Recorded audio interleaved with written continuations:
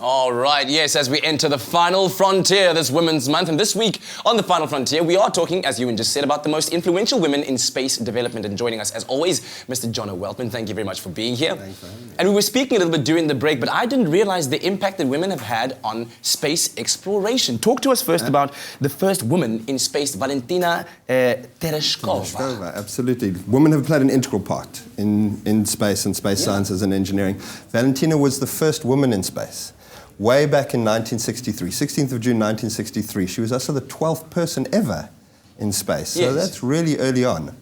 And she spent 3 days and orbited the Earth 48 times on her own.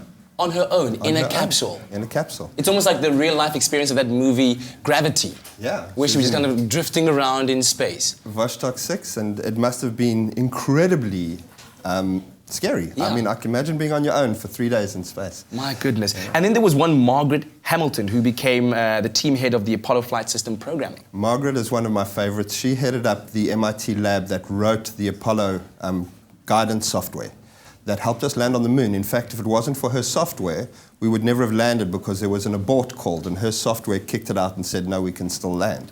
Oh my goodness. And she coined the phrase software engineering. She is the mother of software engineering. Before that, software wasn't considered a form of engineering. It was a lesser then. Sisters and doing it for themselves. Tired of the engineers at NASA walking around about their hardware engineering, so she created software engineering. And that's Margaret Hamilton that we're seeing right there. What an important role that she played. And sadly, though, 2 ladies that I guess literally gave their lives to space programming and space exploration. Tell us more about them. Space is hard, and sacrifices are something that are common in space, and mistakes are made. And we wouldn't be complete if we don't talk about those who've made sacrifices, both men and women. And unfortunately, the first 2 ladies who died gave their lives to space were Christa McAuliffe, who was a teacher, payload specialist on Challenger, and Judy Resnick. There's Christa. She was a civilian. She was going to be the first teacher in space. And unfortunately, her and Judy Resnick, who was America's second woman in space and actually did spend 6 days before Challenger in space, unfortunately they passed away, 28th of January 1986.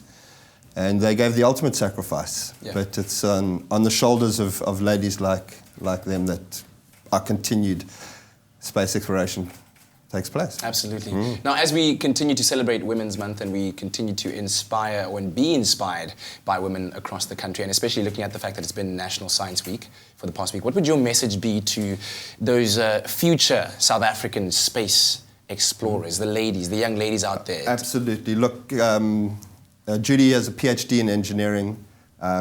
Margaret had a degree in mathematics. It's very important to study, if you're interested in the sciences, to progress your career and then pursue with a passion your dreams. And when you can combine those 2, the stars are the limit. Absolutely. Jono, thank you very much for those words of wisdom and inspiration indeed. If those ladies can do it, why not you? Go ahead and chase your dreams.